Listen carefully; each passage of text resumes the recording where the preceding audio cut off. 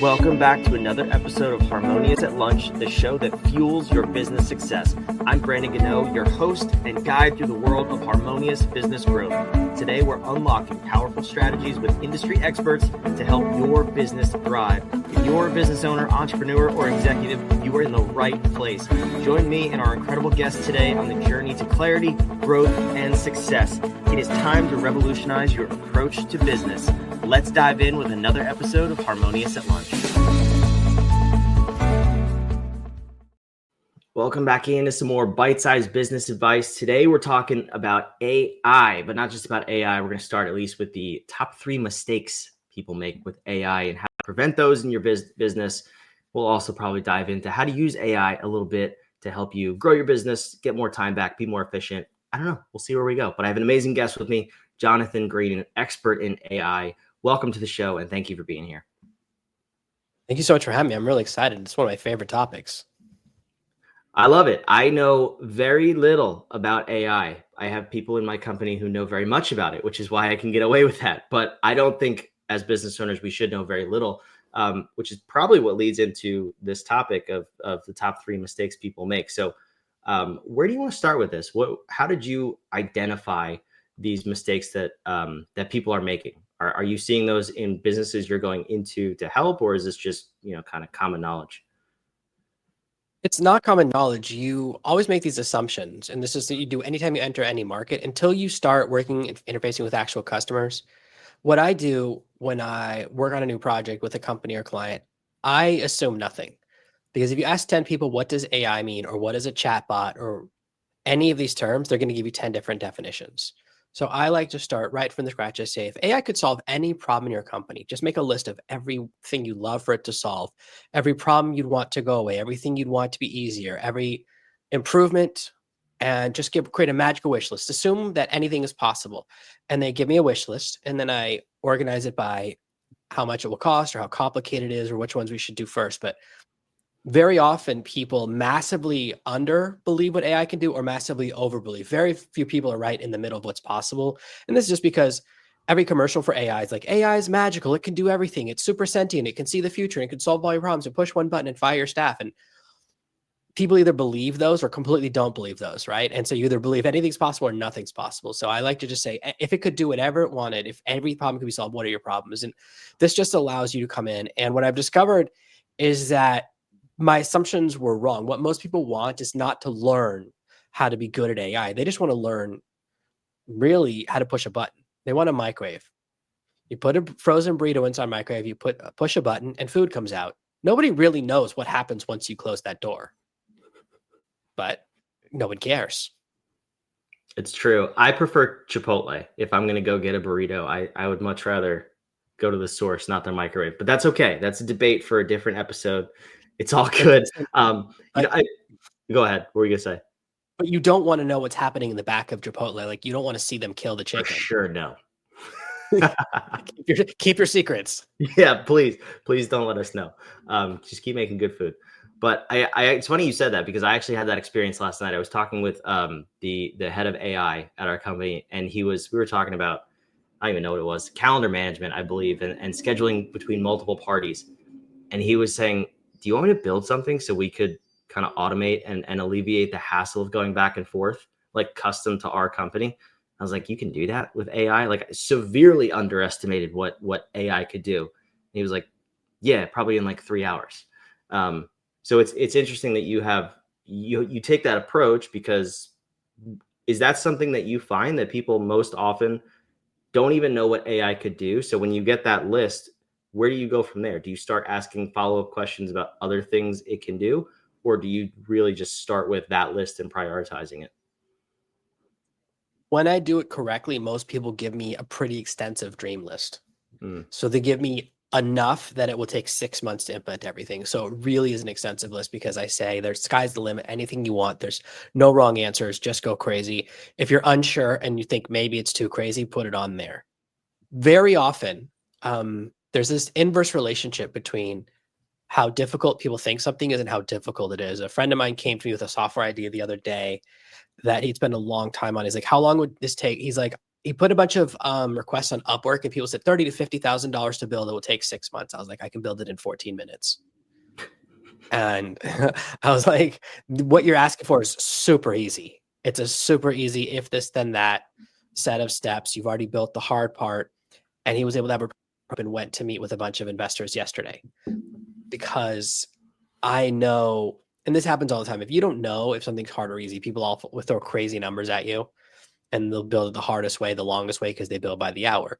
So it's really important to have someone like you have someone on a team that's knowledgeable, that knows what's hard and what's not. Because sometimes someone will think something's really easy, and it's actually super hard because of the way AIs are built right now. And you never know unless you're an expert, because the things that are hard are not logical. You would never expect them to be hard. There's a huge problem moving, for example, putting data from an AI into a Google Sheet, because the AI processes so much data that it doesn't give you one line at a time. And most automations can only accept, okay, give me line 2, now line 3. And he goes, well, I've got lines 1 through 10. And there's no system right now to accept 10 at a time lines. So the things that don't work are weird. So that's why just chatting to someone can be super helpful. I'm curious, were you able to say the Upwork 6 months versus you 14 minutes? Was it more of his explanation and detailed understanding of what he needed, or is that just your experience coming through? Because I have to think that plays a role in people thinking something's hard because they just haven't thought out all of the steps or really what's needed. You just didn't know that you don't need custom software for most of the steps. It was really just I think it was like a 4-step automation. So if you've ever worked with Zapier, most AI systems are basically that. There are a series of steps in a row, and you just have to organize them in the right way. And then you add in a prompt to one of the steps, and you talk to different AIs, and you're kind of building almost like a pachinko machine where the thing is bouncing through the different rails. So most of what I do, and this goes back to clients, I learned a lot from watching that show House, where he says every patient lies to you. So when someone gives you the list of their problems, it's 12. They'll give me 12 problems, but all 12 of them are lies. I have to figure out, because they'll say one thing, but they mean something completely different. So I have to investigate and say, when you say this, what do you really mean? I need to find out some key pieces of information. What's the start point where they've gotten the data to right now, or what they have to feed into the machine?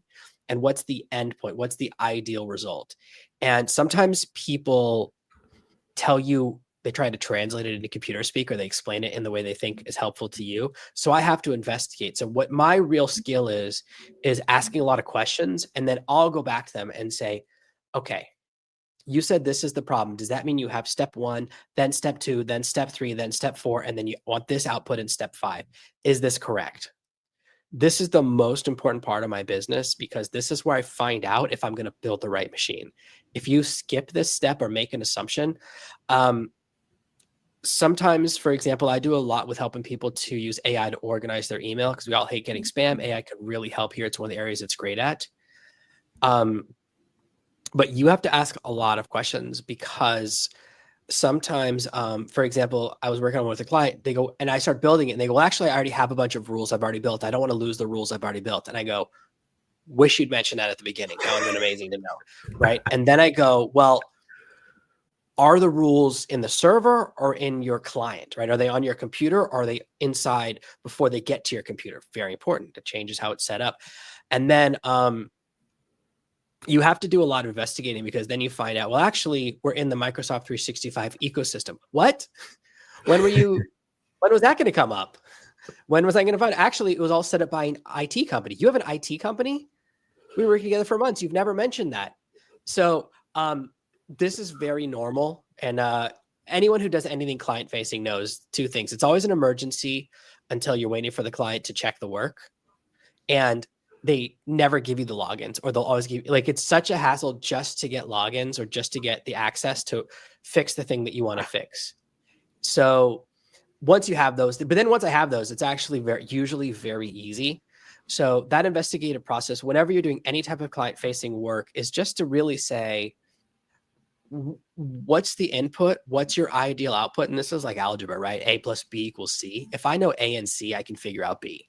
It's how I program as well. So just asking people and then asking those follow-up questions to go, what do you mean? You say you fall down all the time. What do you mean all the time? Very important question. There's a huge difference between falling down once a week and falling down every 4 minutes. Completely different problem. So a little investigation, and it's not, people aren't lying on purpose. They're not trying to make it harder for you. It's just, they're describing the problem, but not in the way that you're going to solve it. So once I understand what they kind of start with, what data they have at the beginning, what data they have at the end, and what they want the output to look like, then building the machine is very easy because they've already told me all the steps. Yeah, I like that. And I have to ask, because you mentioned it, when they say stuff like that, like, oh yeah, I have an IT department I didn't tell you about, or I've already built all this out, do you look at them like House would, or do you call them stupid to their face, or do you kind of reserve that? Okay. Here's another secret when you're in services is you build it into the price. Yeah. So I guess the nicest name for it is an inconvenience tax.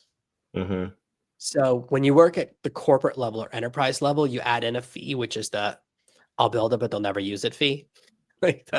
So that like when I do, if you write, let's say you're a painter and you paint a picture for a client, but they never put it on the wall.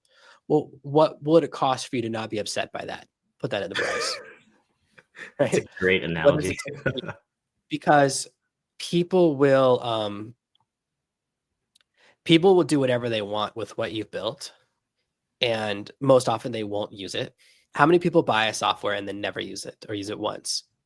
So you have to disconnect from that, and you have to just charge an amount that whatever they say, you're not going to be annoyed. So if it's too low, if you're trying to like be priced competitively, you're gonna be annoyed all the time. My clients ask me to do weird stuff. And maybe this is because my dad was in the music business. So he worked with some huge bands, like some of the biggest bands in the world. And he was a lawyer, and he would get a call at 3 a.m. Hey, I think my refrigerator's dead. What do you mean? Well, I opened the door and the light didn't turn on. Okay, put your hand inside the refrigerator. Is it hot or cold? It's cold. Okay, it's working. It's just the light's not out. Everything's okay. You can go back to bed now. Thank you for calling me at 3 a.m. It's not a lawyer question, first of all. Well, here's the thing. He builds on at the lawyer rate. He doesn't care. That's, again, you build into your pricing. So that's where I learned the thing about it's an emergency until you're waiting for them to sign the contract. And you're going to get, whenever you deal with client work, you want to build into your pricing that it doesn't bother you. So I build in like how many times we can have face-to-face meetings, how much access to me they have. So I do one like phone call a month with each client where you can talk for up to an hour, because I want them emailing me or sending me messages, because most of the time I'm like, can you send me the passwords? And so I'd rather have it in text format anyways. Yeah, that makes sense. So what are some other mistakes that our listeners are potentially or probably making with AI that maybe they don't even know about?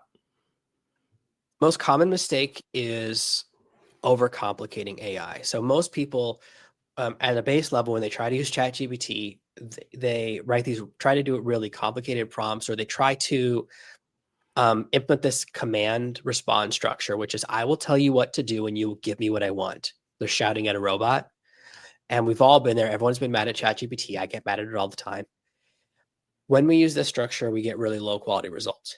The shortcut, there's a lot of science behind it, is to switch ChatGPT into interrogative mode or get it to ask you questions. So I use a simple structure called the master prompt, which is 2 sentences.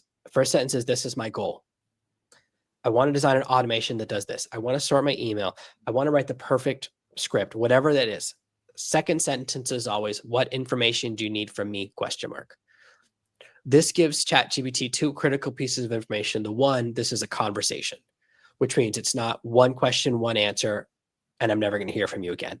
The second is that it has permission to tell you when you've told it something dumb and to ask for more information when it needs more information. This will bypass the need for you to be smart, because now the AI will use its smartness. In default mode, you have to be smart with your prompting. This bypasses all of that.